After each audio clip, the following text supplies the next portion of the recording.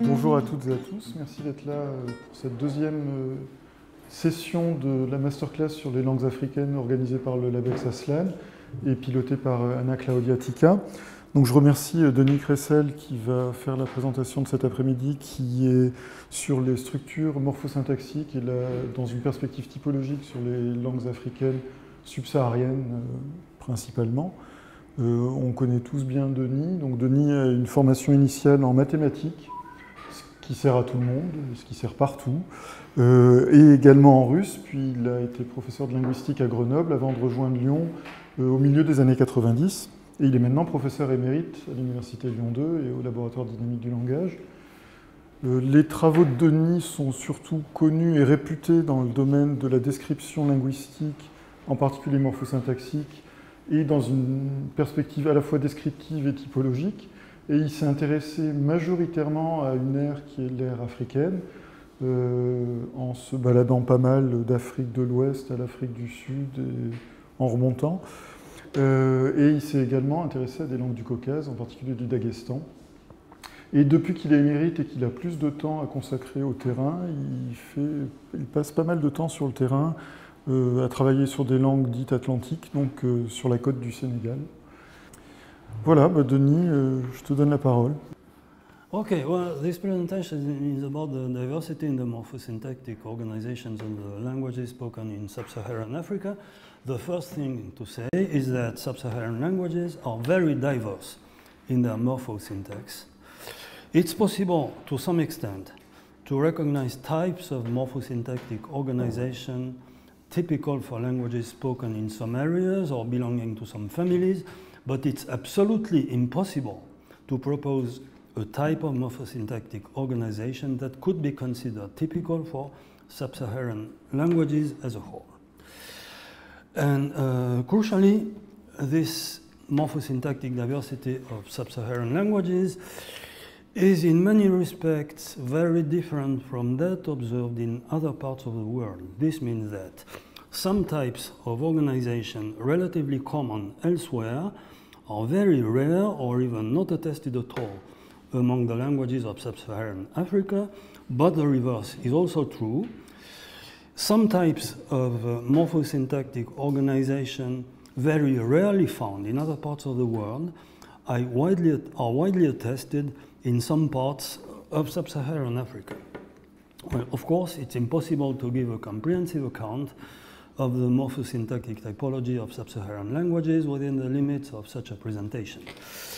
After briefly discussing the possibility of dividing Sub-Saharan Africa into linguistic areas, I will limit myself to a brief overview of selected topics that can be considered as being of particular interest for a comparison between the morphosyntactic diversity observed in the languages of Sub-Saharan Africa and that observed in other parts of the world. Of course, this selection is subjective and arbitrary to a considerable extent.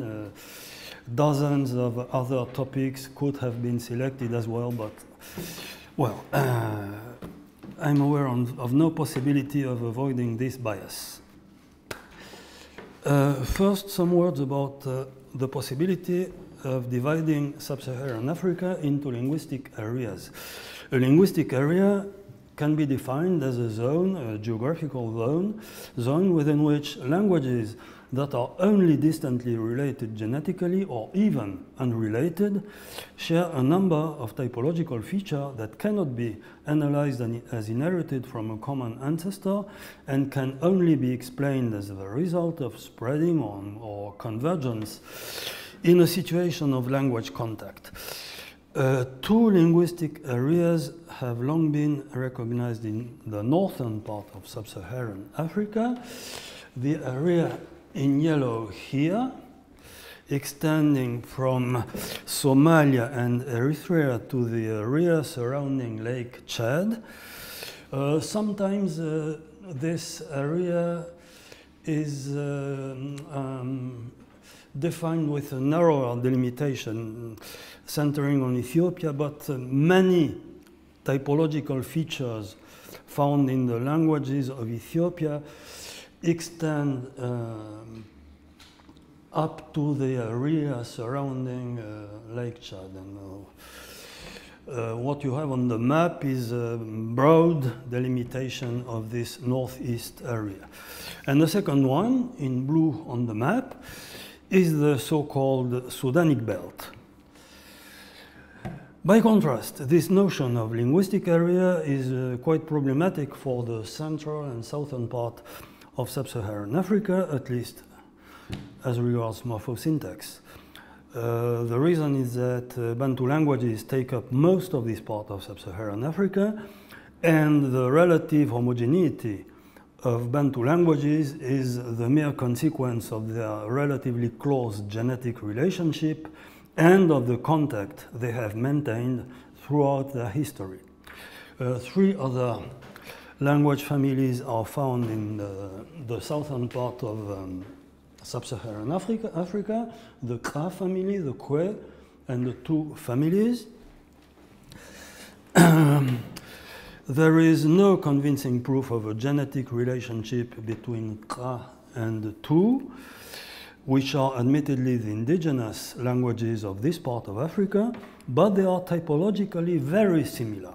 By contrast, Kwe languages, whose presence in this zone is admittedly the result of relatively recent migrations, are typologically very different from both Kra-Tu and Bantu.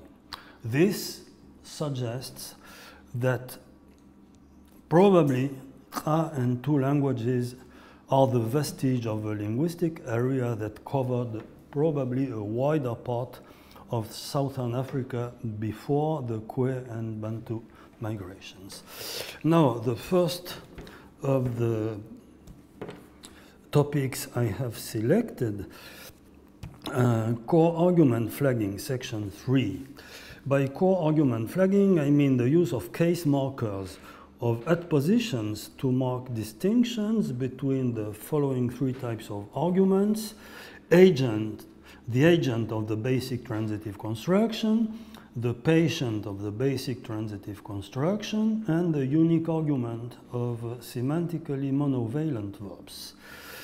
And I will use the following terminology, which is nowadays common among typologists working on this topic. An argument is unflagged if its form coincides with the form of nouns used for quotation or pure designation. An argument is flagged if it is in a case form different from the quotation form of nouns or accompanied by an adposition. It's well known that in Sub-Saharan Africa, flagged core arguments are not distributed similarly among different phyla. They are quite widespread in Nilo-Saharan and Afro-Asiatic languages, but uncommon in Niger-Congo and almost inexistent in Khoisan languages. Moreover, and that's in my opinion the most interesting part of the story, the distribution of the possible patterns of core argument flagging in Sub-Saharan Africa is very different from that observed in the languages of the world. Outside of Africa, two patterns of core argument flagging are widely attested: the so-called nominative accusative pattern, unflagged subjects contrasting with flagged objects, like for example in Latin, nominative case for agents and unique arguments of intransitive verbs versus accusative case for objects, and the so-called absolutive ergative pattern with unflagged patients or unique arguments of monovalent verbs versus flagged agents of transitive verbs. Among the languages of Sub-Saharan Africa that have core argument flagging, this second pattern, the absolutive ergative pattern, is extremely marginal. It's found just in a handful of languages belonging to the Nilotic branch of Nilo-Saharan. By contrast, a third type of core argument flagging, which is extremely rare at word level, is quite common in Sub-Saharan Africa, the so-called marked nominative pattern, illustrated by example 1. And this pattern, as you can see from example 1, is characterized by the following configuration. The patient in the basic transitive construction is unflagged, example 1D, whereas subjects are flagged, both in transitive and intransitive constructions. Outside of Africa, this pattern is extremely rare. By contrast, it's found in roughly half of the sub-Saharan languages that have core argument flagging.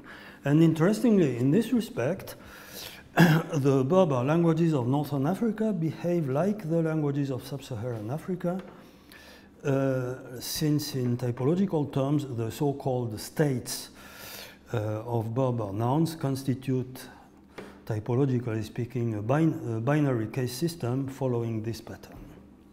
Now, the following point is about a type of constituent order which is quite marginal in the languages of the world, but here again, relatively common among sub-Saharan languages. Textbook accounts of constituent order typology suggest that the notion of SOV type is more or less equivalent to the notion of verb final language. And it's true that in most languages, objects and obliques tend to occupy the same position either before the verb in SOV languages or after the verb in SVO languages. This, however, does not hold for languages in which, in pragmatically unmarked clauses, the core syntactic terms of the basic transitive construction precede the verbs and all obliques follow it, the so-called SOVX constituent order, illustrated by Soninke, a Mande language example 2. In Soninke, there's absolutely no alternative to this kind of order. In all transitive sentences of this language, the verb occurs in third position, preceded by the subject and the object, and the only possible position for obliques is after the verb. This is one of the morphosyntactic features that concern a proportion of sub-Saharan languages significantly higher than that observed at word level, and this type of word order shows a particularly concentration in West Africa, where in addition to the whole Mande family, where this is the only possible constituent order, it's also found in some languages belonging to the neighboring Guo and Songhai families. And interestingly, in many respects, the languages that have this unusual type of constituent order show features commonly associated with VO rather than OV order, in spite of the fact that in these languages, the object obligatorily precedes the verb. For example, like SVO languages, the languages that have this particular type of constituent order have clause chains with the most finite clause in first position, whereas verb final languages have clause chain with the most finite clause in final position. The following point is again about constituent order. It's about a kind of alternation in constituent order, relatively common in West African languages and relatively rare elsewhere in the world. In fact, well-known generalization about sub-Saharan languages is that the proportion of languages with a syntactically flexible constituent order available to express pragmatic distinctions is much lower among sub-Saharan languages than at word level. And for example, extreme cases of flexible word order, as attested, for example, in Russian, in Basque, or in Hungarian, are extremely rare, if attested at all, in Subsaharan Africa. Well, some interesting cases of pragmatically conditioned alternations in constituent order can be found, but the question I would like to address now is that of alternations in constituent order that have no discourse function and have a purely syntactic conditioning, a phenomenon relatively rare in the languages of the world. In particular, temporality-driven VOOV alternation are quite widespread in the Kwa and Kru languages, that is in the central part of West Africa. These alternations are strictly conditioned by the temporality value expressed either in verb morphology or by auxiliaries occurring immediately after the subject NP, allowing no room for the expression of information structure. Example 3 illustrates the situation in a Kru language, in an Eastern Kru language, Neoli. In this language, there are 6 auxiliary that trigger a verb final constituent order. For example, in 3a, the completive negative auxiliary, in 3b, the completive auxiliary, but in the absence of one of these 6 auxiliary, the verb would not be at the end of the sentence, but obligatorily immediately after the subject. Well, this kind of alternation is pervasive in this area, but relatively rare in other parts of the world. Now, the following section is about a very particular type of adposition, for which I propose to coin the term interposition. This term is intended to capture distribution which in fact fits with none of the possible types of grammatical words proposed in general accounts of part-of-speech systems. These interpositions can be viewed as a variety, rare variety of adpositions, like prepositions, postpositions. They have in common with other types of adpositions the obligatory adjacency to noun phrases, but differ from them in that they must necessarily be adjacent to 2 noun phrases at the same time. They occur only between 2 noun phrases, neither between, for example, a verb and a noun phrase. And this is illustrated in example 4 by the Kra language Zhuhuang.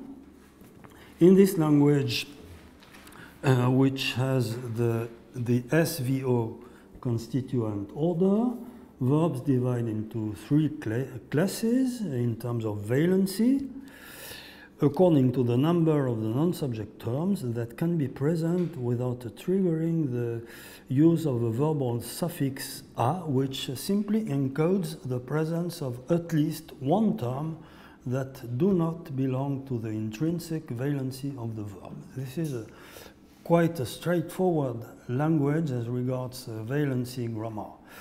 If there's no noun phrase, no valency external noun phrase, this suffix does not appear. If there is at least one valency external noun phrase, the verb obligatorily takes the suffix a. And in addition to that, and independently from the use of this suffix, there is what they call an interposition, ko, used whenever a post-verbal term is followed by another post-verbal term.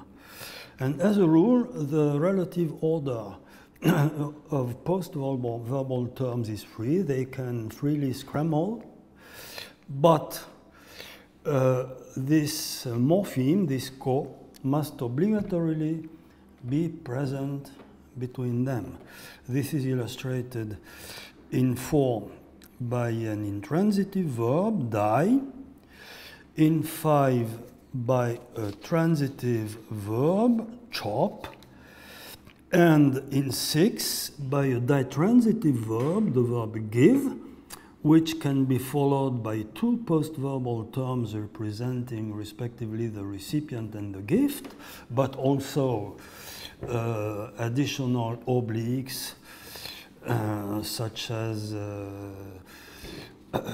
locative phrases can follow this verb. As you can see in example 6, where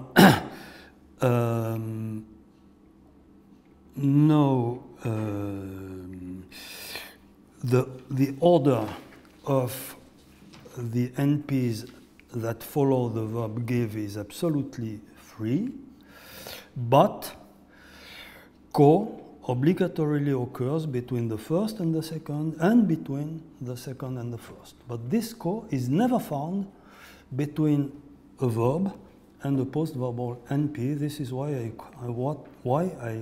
call it an interposition. And interestingly, to the best of my knowledge, there are 2 other languages in which this uncommon type of adposition has been signaled, and these are Nande, a Bantu language spoken in Uganda, I think, on the border a bit, between Uganda and Congo. RDC. Yes, that is very far. And Juhuan is spoken here, Nande here, and the third one is a language spoken in northern Togo, Lamba. And interestingly, none of the immediate neighbors of these 3 languages seems to have developed an interposition. But in fact, I don't have time enough to develop this point here. I have an hypothesis about a possible grammaticalization path explaining the emergence of this interposition in Nande, since, well, Nande is a Bantu language, and Bantu languages lend themselves to comparison. But for Juhuan and Lamba, I have absolutely no idea about a possible history accounting for the emergence of this very strange type of adposition. The following point is a particularity of existential predication in the languages of the Sudanic belt, that is the area in blue on the map. Many other areal features of the Sudanic belt have been mentioned in the literature. This one has never been mentioned so far. It is the particularly high frequency of a type of existential predication which is very rare outside of this area. By existential predication, I mean constructions such as English, there's a book on the table, which provide an alternative way of encoding prototypical figure-ground relationships, also denoted by plain locational sentences such as the book is on the table. The book is on the table, plain locational. There's a book on the table, existential predication or existential perspectivization of a figure-ground relationship. In fact, it seems that probably less than half of the world's languages have a special predicative construction encoding the existential perspectivization of figure-ground relationships, but in many, many cases, and this is illustrated in 7 by Finnish, variation in constituent order in the languages that don't have a dedicated existential predication construction, very often, as illustrated by Finnish, possible variation in constituent order provides a rough equivalent of existential perspectivization. However, some of the languages that don't have a dedicated existential construction also have a rigid constituent order in locational predication. And as illustrated in 8 by Mandinka, Mande language, in such languages, in the absence of indications provided by, say, definiteness marking or perhaps focus marking, the same locational clauses can be used indiscriminately in context that would trigger a choice between locational and existential predication in other languages. Depending on the context, the Mandinka sentence "Ulo beiro koto" can be the translation equivalent of either "the dog is under the tree" or "there's a dog under the tree." And interestingly, languages with both a very rigid order in locational clauses and no possible contrast with a dedicated existential predicative construction are extremely common in the Sudanic belt, whereas they are quite rare in the remainder of Sub-Saharan Africa and elsewhere in the world. I have constituted a database for a worldwide survey of existential predication, and in this database I have 36 languages with a rigid figure ground order in locational predication and no possible contrast with a dedicated existential predication. Out of these 36 languages, 28 are spoken in the Sudanic belt, and the remaining 8 in Europe, Australia, Southeast Asia, or South America, which is quite striking. Now, the following point is the incorporation of attributive adjectives. In most languages, like English or other European languages, adjective noun compounding is limited to lexicalized compounds such as blackbird or redbreast. Adjective noun compounding as a regular and productive morphological process, creating words equivalent to the attributive adjective noun phrases found in most languages is not common at all, and I think that most general linguists are even not aware that this possibility exists in some languages. In fact, attention has been drawn to this phenomenon by Dahl, who has found this kind of typological oddity in his native Swedish dialect, and has further observed that combinations of adjectives and nouns may, in some languages, become tightened and integrated into a one-word construction without losing their productivity. And Dahl also notes that some languages have adjective noun constructions analyzable as instances of quasi compounding, that is, combinations of words which, however, in some respects behave as if they were the two elements of a single word. And there's an interesting phenomenon in Sub-Saharan Africa, and although this is very rarely made explicit in the available grammatical descriptions, simply because grammarians, as a rule, don't talk about things that do not exist in their language. In fact, phenomena interpretable in terms of quasi-compounding in attributive adjective-noun combinations are pervasive in Sub-Saharan Africa, and languages in which the integration of attributive adjectives and nouns into one-word constructions is obligatory can be found at least within the Mande Ngo languages that is in this part of West Africa. Interestingly, from a theoretical point of view, Sub-Saharan languages provide evidence against mainstream approaches to lexical categories that put on a part adjectives and adverbs, and sometimes also adpositions, with nouns and verbs, and rather support the view that there are only two basic lexical categories, nouns and verbs, since adjectives and adverbs do not necessarily have the ability to project phrasal categories, which in syntactic theory is considered a basic property of the basic lexical categories.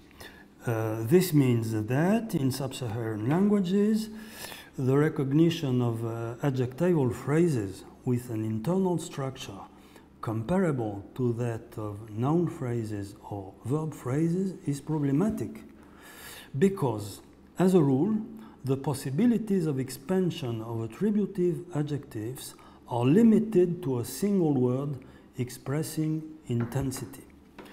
To take an example, in English,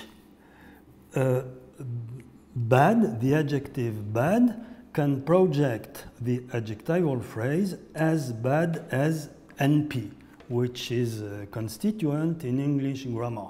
This possibility, I'm not aware of any sub-Saharan languages in which this possibility would be attested. And for example, it's impossible to translate literally in Bambara something like a dog as bad as yours, with a noun modified by an adjectival phrase, including an NP as the complement of the adjective. This kind of construction simply does not exist in sub-Saharan languages, and if you, well, it's perfectly possible to translate a dog as bad as yours in any sub-Saharan languages, but you must use a verb expressing the same meaning as the adjective and to use a relativization. And here you have in 9b the Bambara equivalent of a dog as bad as yours, literally a dog whose badness and that of your dog are equal. That's perfect, but the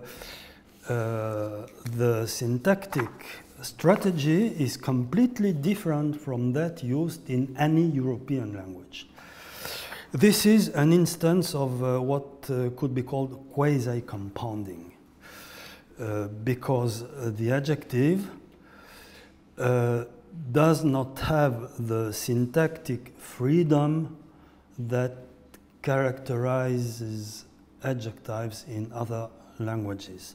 Now, as regarding the morphological incorporation of attributive adjectives, the best example I can quote of this possibility is Soninke, a West Mande language. The interesting thing with Soninke is that this is a language with an extremely clear-cut distinction between compounds and syntactic constructions. The point is that in Soninke, all nouns have two forms: the autonomous one, which can constitute a word by itself, and a non-autonomous form, which can only occur as a non-final element of a complex word. And for example, the Soninke word for cloth is yirame, autonomous form, and the non-autonomous form of the same word is yiran. And it occurs, for example, in the compound yirangagana, cloth seller. And here, the choice of the form yiran rather than the autonomous form yirame provides clear evidence that yirangagana is not a syntactic construction, but a single word. And in Soninke, adjectives are not different from nouns.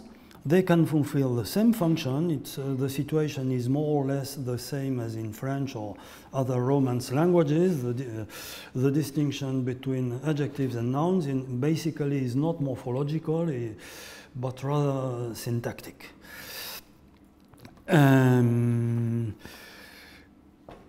Adjectives, Soninke adjectives, can combine with nouns expressing the concept they modify.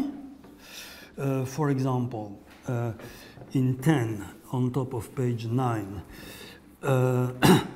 you can see from 10a and 10b that an adjective such as qulle, white, has the same syntactic possibilities as the noun yirame, cloth.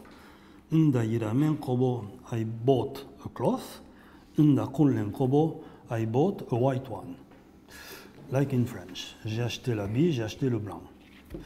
In addition to that, as in 10c, qulle can combine with yirame, cloth, but cloth can only be in the non-autonomous form, which means that yiranqulle is not a syntactic construction, it's a compound. And interestingly, the example is not here, but this yiranqullen white cloth contrasts with a construction in which both the noun and the adjective would be in their autonomous forms, but the interpretation would be different.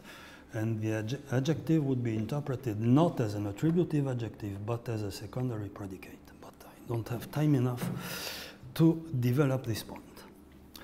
The following point is about zero-coded passives or active-passive liability, a phenomenon much neglected until very recently in the typological literature on verbal valency, but for which sub-Saharan languages provide very interesting material. Languages may have verbs that can be used in the underived form either transitively or intransitively, with the subject representing the same patient-like participant as the object of the same verb used transitively. And two cases must be distinguished. Causative, anti-causative liability, illustrated, for example, in English by break. The glass broke, the child broke the glass. It's something quite common and widely recognized in typological studies of valency alternations. But there's also the possibility of active-passive liability if the intransitive construction implies the participation of an unexpressed agent. Until not long ago, this possibility was either ignored or even explicitly denied by typologists. And the works I quote in the handout are, to the best of my knowledge, the first published works 10 years ago that have explicitly argued the case for the recognition of their zero-coded passives or bare passives. The Mande language family, language family of West Africa, shows a particular concentration of languages with more or less productive zero-coded passives. And Manding languages such as Bambara or Mandinka illustrate the extreme case of languages which have no strictly transitive verb. In a Manding language, all verbs can be used intransitively, but the rule is that if a transitive verb is used intransitively, it must be interpreted with a passive reading, as illustrated by example 11b. As you can see in this example, the sentence 11b is an intransitive construction, as evidenced by the choice of the intransitive variant of the completive marker, since in Manninke, completive aspect is marked by ye following the subject if the construction is transitive, as in 11a. And the same aspectual value is encoded by ta following the verb if the construction is intransitive. So, sentence 11b is an intransitive sentence, and the only possible interpretation is that there's an agent, but it's not expressed. It cannot be, well, the lexical meaning of the verb excludes any anti-causative-like interpretation. Is it negative? That as a translation, the boat will not be repaired? Oh no, the translation is the boat has been. Okay. Excuse me. Okay, the translation of 11b is the boat has been repaired. So the gloss is correct, but the translation is not. The boat has been repaired. Now, the following point about antipassives in so-called accusative languages. There's a long-standing debate in linguistic typology about the relationship between antipassive and accusativity, ergativity. And in this debate, a number of sub-Saharan languages belonging to various families and areas provide crucial evidence against the hypothesis of a privileged relationship between antipassive as a type of valency change as ergativity, and rather support the view that accusative languages may have fully productive antipassive derivations. The languages in question have accusative alignment in core argument coding,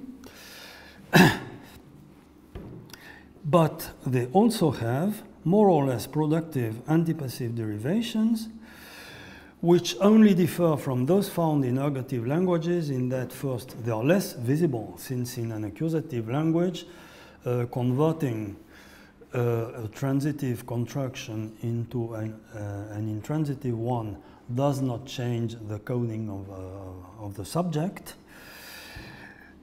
And second, another difference is that some of the functions fulfilled by antipassives in some ergative languages are never found in accusative languages, since in some ergative languages, one of the possible functions of antipassive derivation is making agents accessible to some operations to which they are not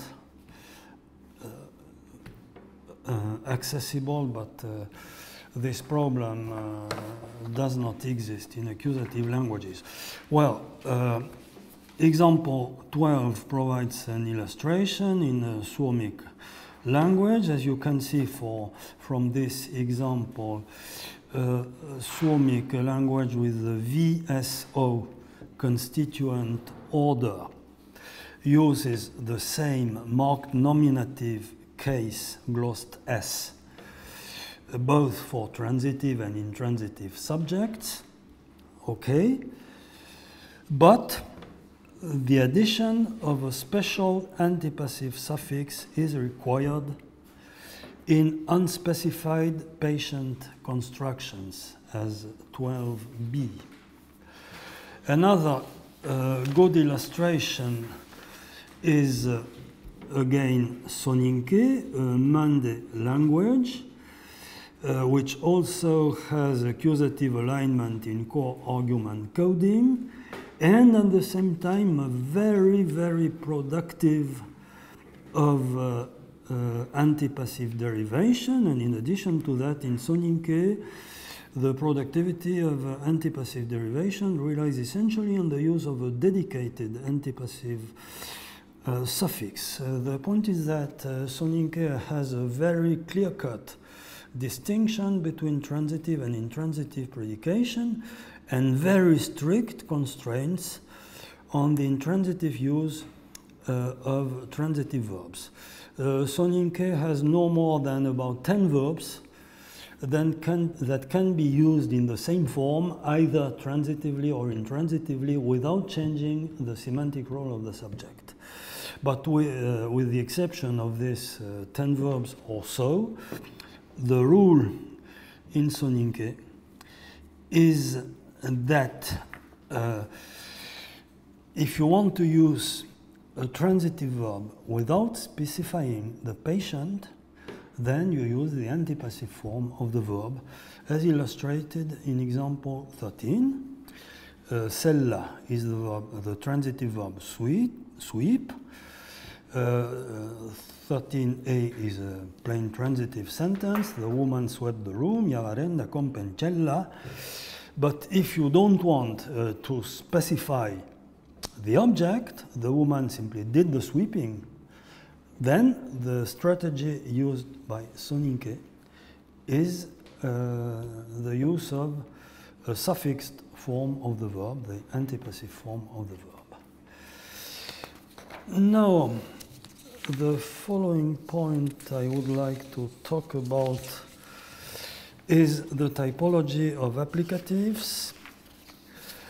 It's well known that an important proportion of sub-Saharan languages makes wide use of the applicative strategy for licensing extra valency noun phrases. In their canonical use, applicative derivations license the presence of an NP in the syntactic role of object, referring to a semantic role that the non-applicative form of the same verb cannot assign to an object NP, as illustrated on page 12 by example 14. If you want to express in Tswana, the king condemned the man for theft, or the king condemned the man to death, contrary to English, Tswana does not use any preposition or postposition to mark the role of theft or death. Rather, Tswana uses the applicative form of the verb. And what this applicative form encodes is that an additional term, the so-called applied object, is added to the construction of the verb. And at the same time, this example illustrates the semantic flexibility characteristic of Bantu applicatives. In some languages, applicative verb forms at the same time provide precisions about the semantic role of the applied object, but what happens in Bantu languages is rather than that when an applied object is added to the construction of the verb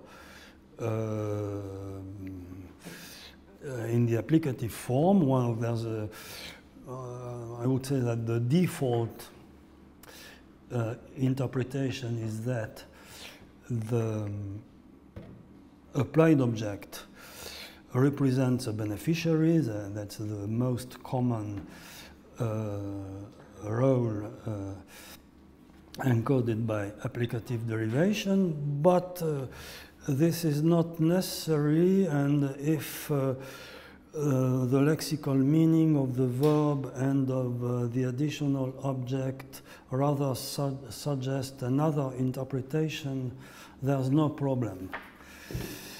Okay, this is the canonical use of applicatives, but interestingly, Bantu languages provide an exceptionally rich material about non-canonical uses of this derivation. For example, in 15, if you compare 15a with 15b, you can see that in this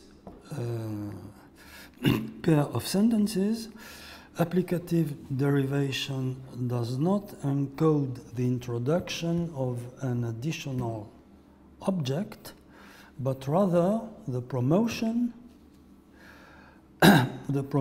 of an instrumental adjunct to subject, which is something quite different. And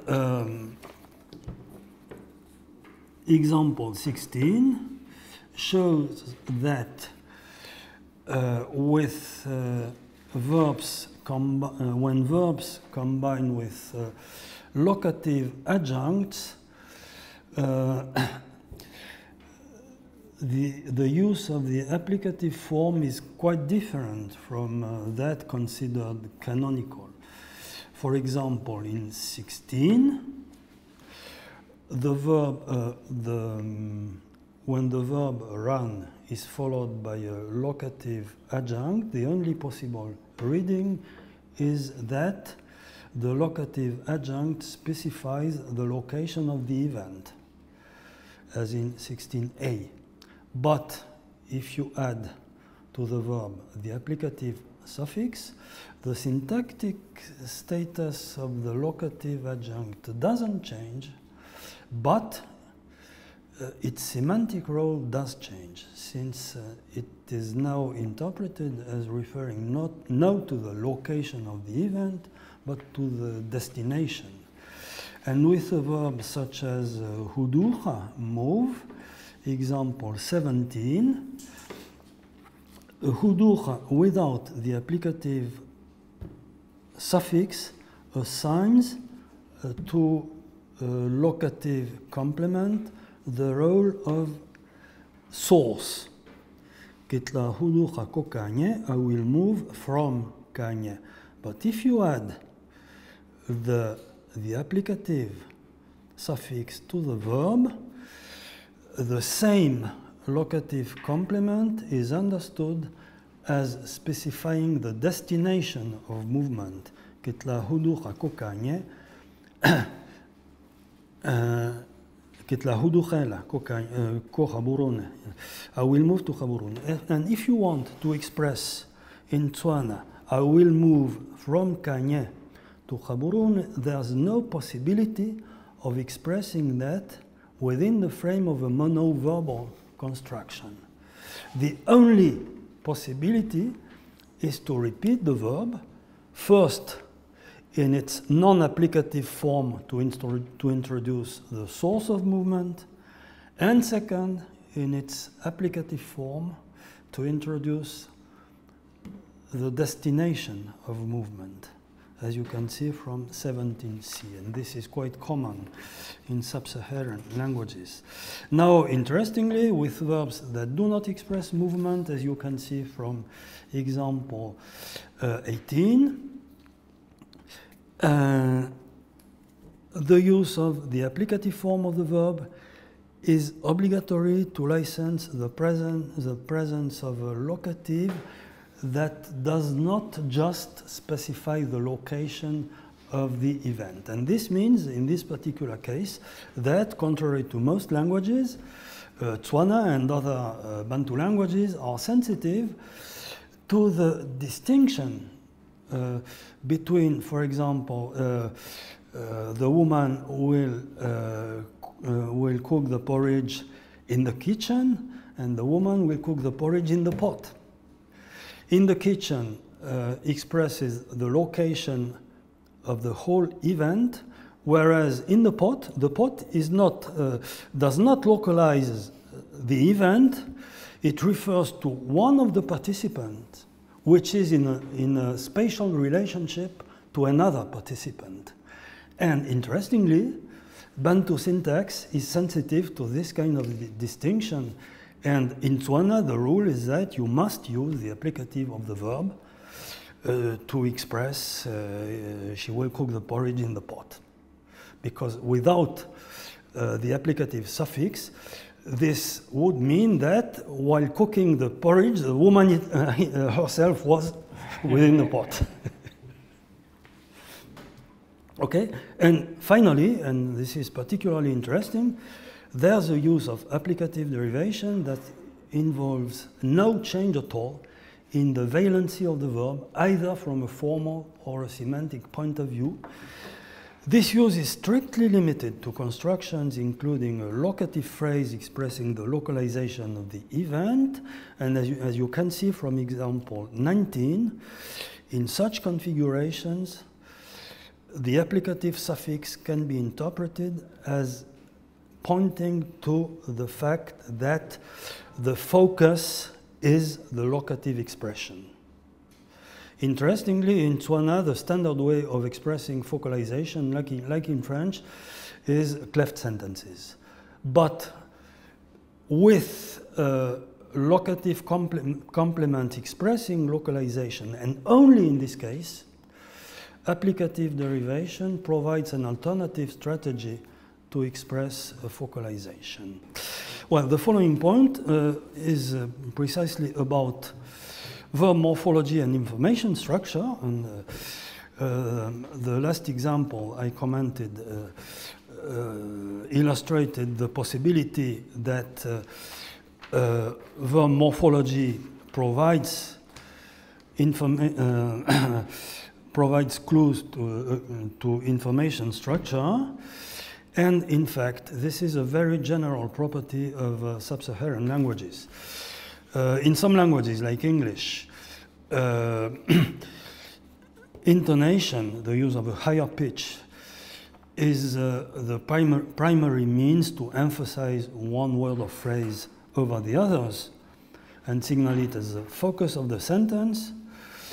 By contrast, very few sub-Saharan languages can use intonation alone to focalize a word or a phrase. And focus in Sub-Saharan Africa, focus most commonly involves some kind of morphosyntactic alteration.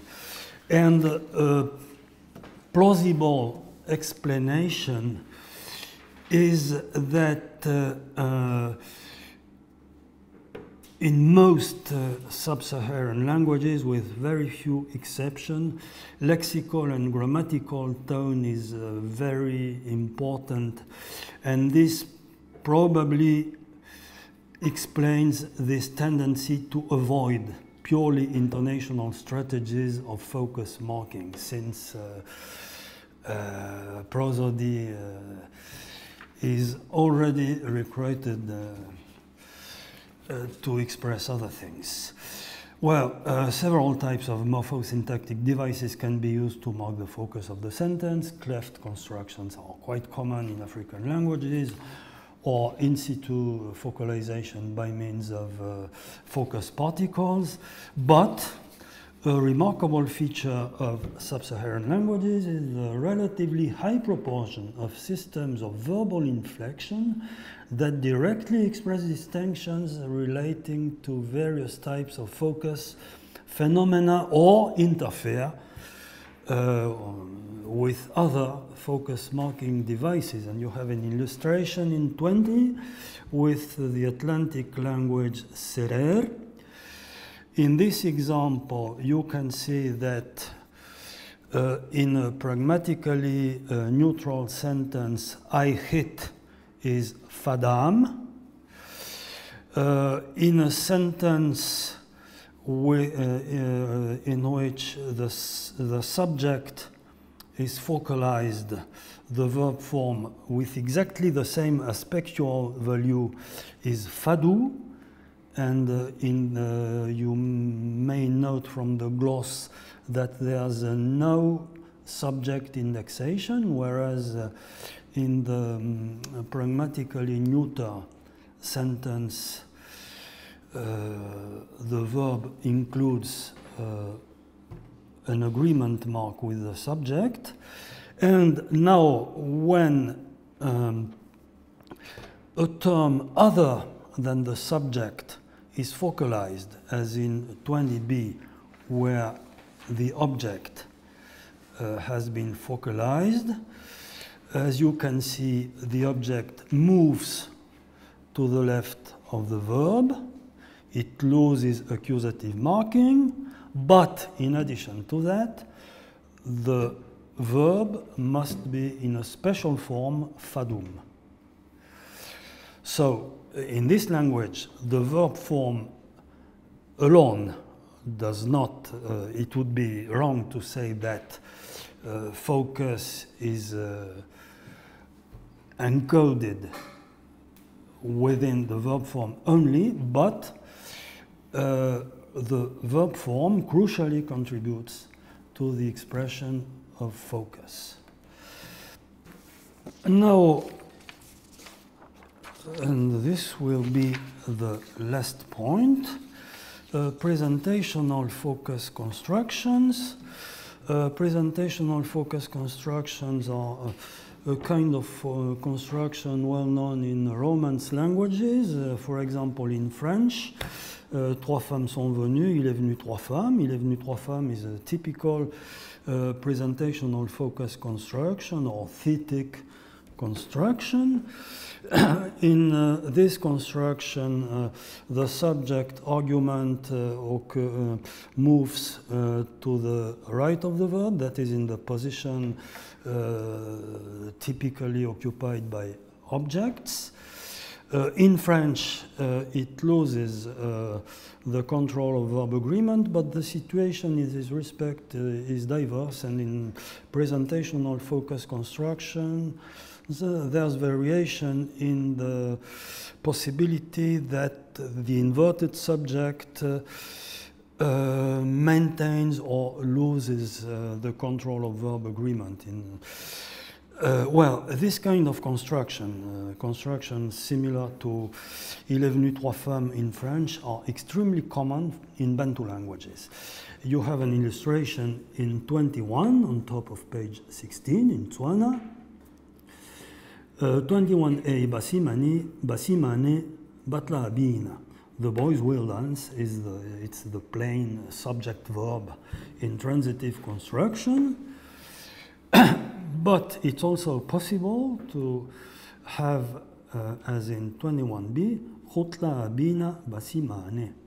Literally, there will dance boys, with an inversion of the subject, and in Tswana, exactly as in French, the inverted subject loses the control of verb agreement, and the slot at the beginning of the verb form devoted to the expression of subject agreement is occupied by an expletive subject marker.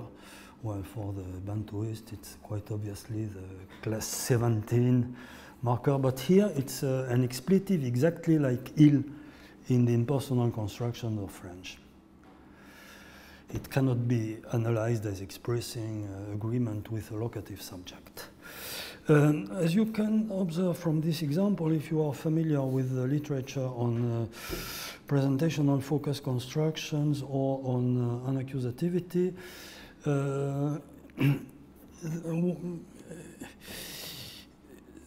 it's sometimes it has been claimed that this kind of construction normally is not normally available for all intransitive verbs and is rather reserved to so-called unaccusative verbs, that is, to intransitive verbs with a patient-like subject.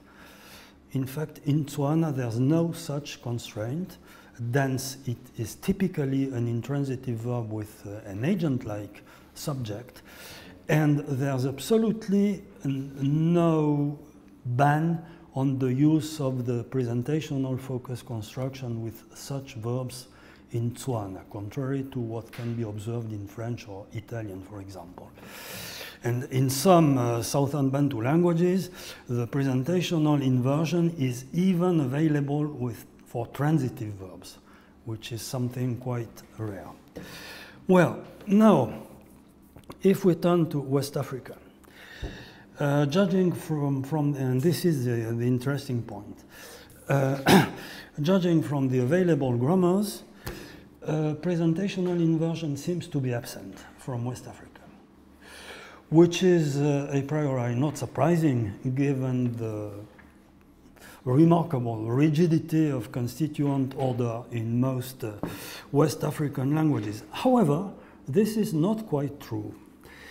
And presentational inversion does exist in many languages of West Africa, but its use is restricted to very small sets of verbs, and most of the time to just one verb. And this explains why presentational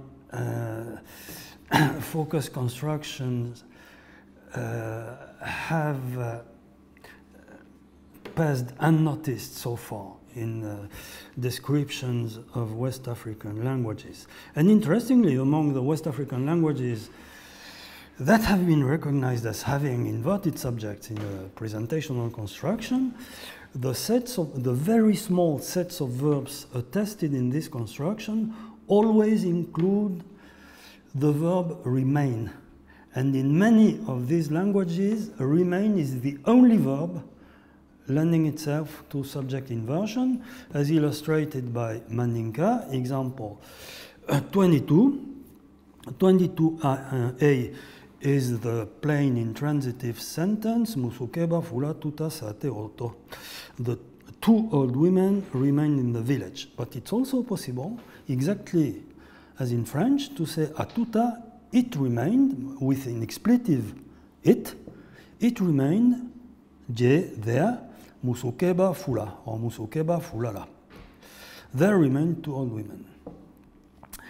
What is interesting from a theoretical point of view is that so far, the languages in which such constructions have been observed are SVO languages, in which the position occupied by the inverted subject can be analyzed as the object position. But this analysis is not possible for Mandinka, since Mandinka is an SOVX language, which suggests that the really relevant notion is not the notion of object position, but the notion of post-verbal position. And now there's another interesting theoretical problem. In the languages that have a presentational inversion construction, the ability of verbs to occur in this construction is commonly considered as a manifestation of the distinction between so-called unaccusative and unergative intransitive verbs, that is, intransitive verbs with patient-like subjects, and intransitive verbs with agent-like subjects. And the presentational inversion construction, for example, in the literature on unaccusativity in French or Italian, is commonly presented as a possible unaccusativity diagnostic. In this perspective, the data from West African languages strongly suggest that, semantically speaking, remain must be the most typical unaccusative verb, since it can be the only one for which this type of construction is available in some languages. Okay, the problem is that I am aware of no proposal in the unaccusativity literature that would predict this particularity of remain. And this is, in my view, a serious shortcoming in the discussions about unaccusativity. Okay, now very quickly 3 words of conclusion. In this presentation, I've tried to give some illustration among many other possible illustrations of the morphosyntactic diversity of the languages spoken in Sub-Saharan Africa in relationship to their geographical position and genetic affiliation, and to place these illustrations into the larger context of current discussions about the morphosyntactic diversity of the world's languages. What I would like to say as a conclusion is that until recently, in comparison with other continents, The investigation of the morphosyntactic typology of sub-Saharan languages was limited by an obvious lack of precise and reliable descriptions presented in a format that facilitates their use by linguists interested in typological comparison. Fortunately, in this respect, things are changing very rapidly, but there are still many generalizations that remain uncertain due to a lack of data, and probably also many interesting phenomena that remain to be discovered. Okay, thank you for your attention.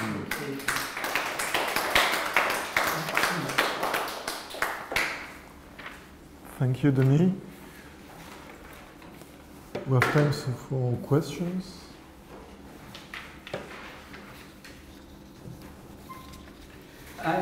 It's interesting because all Bantu languages do not exactly have the same constraints as or freedom as Tswana. I was thinking about they will dance boys.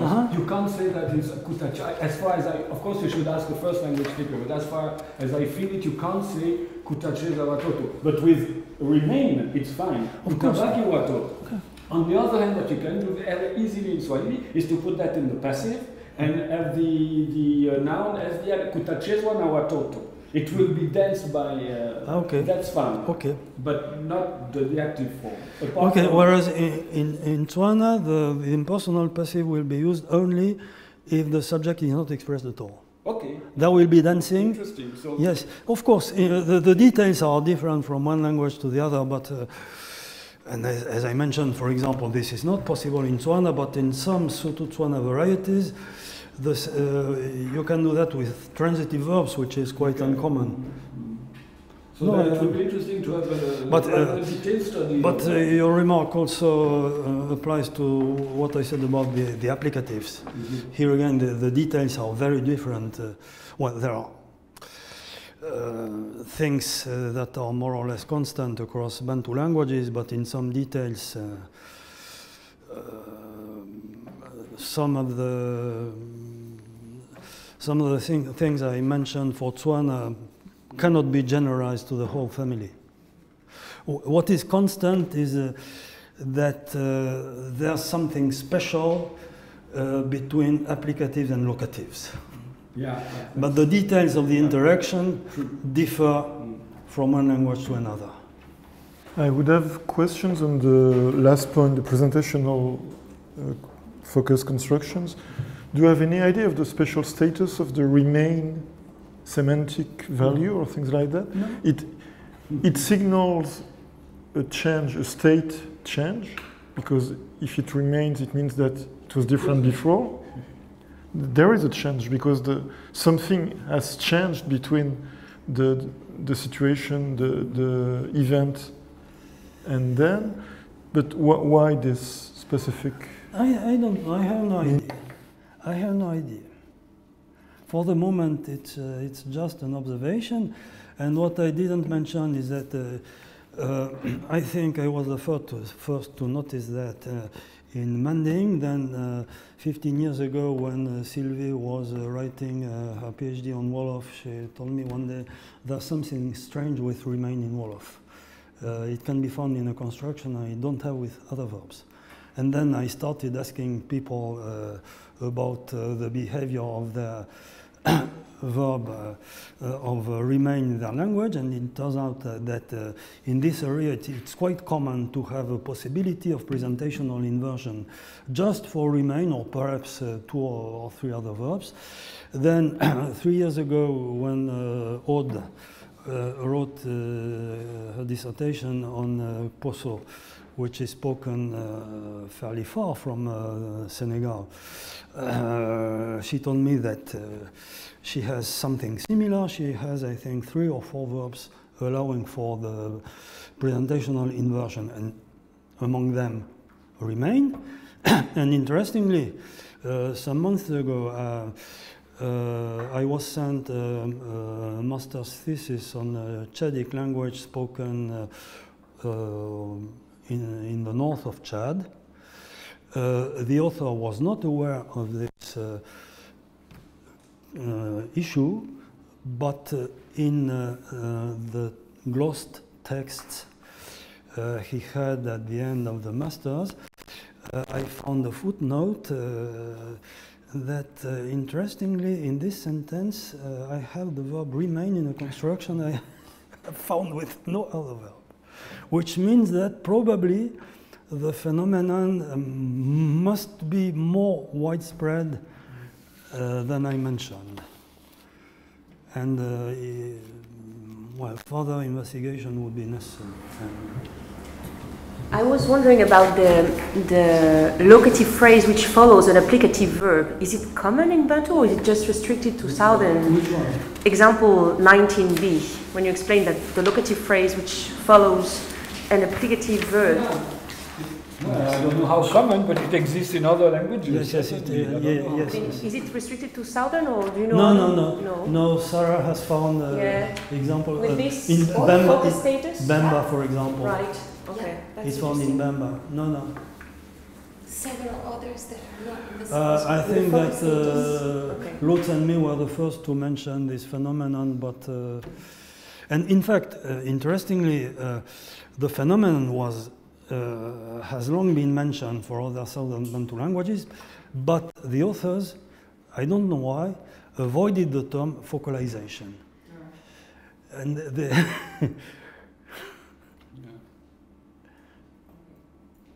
Well, in Swahili, you can say that in Swahili, and I'm no syntactician, so I just, as a speaker of the language, I just felt that it meant, alifia Uingereza. Il est allé, il faut croire que c'est en Angleterre qu'il est allé mourir, quoi. Il est allé mourir jusqu'en Angleterre. That's the way I felt. But I mean, focalization is probably okay. I mean, he died in England instead of dying at home or something like that.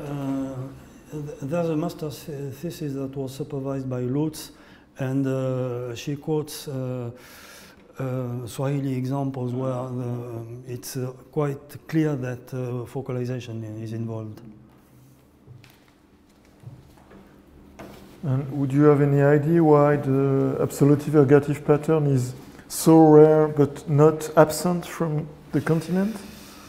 It's a very difficult question,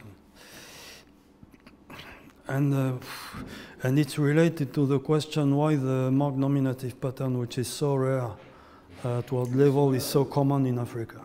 Probably the two phenomena are related, since the few languages with ergative absolutive coding are precisely found within the area where nominative marked coding is particularly widespread. There's probably a connection, but it's very difficult to analyze because it's clearly an areal phenomenon since all the languages with ergative absolutive coding are nilotic languages, but the Macht nominative type of co-argument flagging is rather an areal phenomenon, since it involves Omotic, Cushitic, and Nilotic languages. No, unfortunately, I don't know. I have a question about zero-marked active and passive liability. On page 10, in example 11b, the boat has been repaired. Would it ever be possible in Mandinka to express a biphrase? So the boat has been repaired by the agent. In Mandinka, not. No, but in very close relatives of Mandinka, yes. For example, in Bambara, biphrases are quite common. And interestingly, let's say, this example is not very convenient to illustrate that, but for example, with, let's say, spend the money. In Mandinka, kodo domota, the money has been spent. if you add, you cannot add an oblique phrase with the interpretation, the money was spent by me. In Bambara, it's quite possible. Wariduna mfe. The money was spent by me. But if we return to Mandinka, and if we try to use exactly the same oblique phrase with the zero-marked passive, then the meaning we get is the meaning of involuntary agent. And kodo domotanfe in Mandinka means I spend the money without being aware of it, or the money was spent against my will. But interestingly, the same postposition in a very close relative of Mandinka marks an agent phrase. And I have another question on that example. Would you consider that the morpheme ta at the end, would you say that in this particular example or construction also marks that the verb somehow changes valency? Changes valency? Of course, since the ta is found only in intransitive constructions. So it's... No, it provides decisive evidence that the construction is intransitive. So it's not, in this case, it's not zero marked. It depends. There's no specific passive marking. Right, that was my question. But there is evidence of detransitivization. Okay. But you would consider it yes. not a specific Zero-coded means that there's no specific passive marking. Okay. But there may be indirect passive marking. For example, if some temp values are not encoded in the same way in transitive and intransitive sentences. But ta in itself is not a passive marker since it is used with all intransitive verbs, not only with transitive verbs used intransitively. For example, he went away, atata, you have the same ta. It's ra is Ra, yes. Ta is ta, da, ra, depending on the, yes. So is there a passive marker in other sentences? Is there? No. Not in the language? No passive marking, no. Okay. No, it's the best, there's a paper, it's quoted in the references by Kobina and Lübke on the zero-coded passives in Africa. And in fact, their conclusion is that Manding is the most uncontroversial case of unmarked passive among all those they have examined, because sometimes, you know, there may be some passive-like uses of transitive verbs. For example, facilitative passive. For example, this book reads well. In some sense, you could interpret it as a zero-marked passive, but there are very strong semantic conditions on the use of this construction, whereas in Manding there's absolutely no semantic condition on the use of these zero-coded passives. I have a very general question. At the beginning you mentioned that the three families previously called Khoisan, they are quite different, and the Kwe, for instance, are very different from both the other two families and the Bantu languages.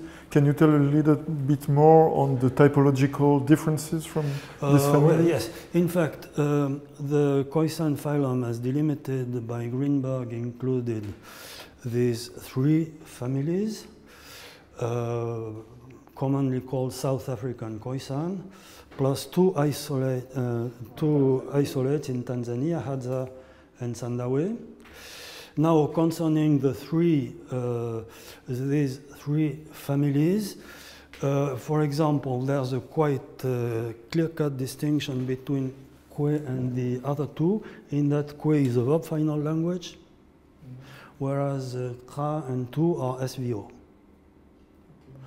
Another distinction is that Kwe has masculine, feminine gender, whereas Kra and Tu have noun class systems typologically not very different from the Niger-Congo ones.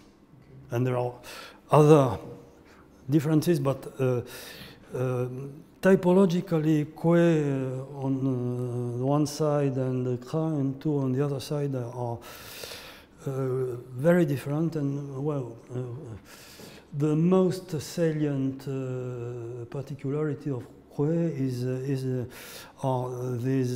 this verb final order and masculine, feminine gender,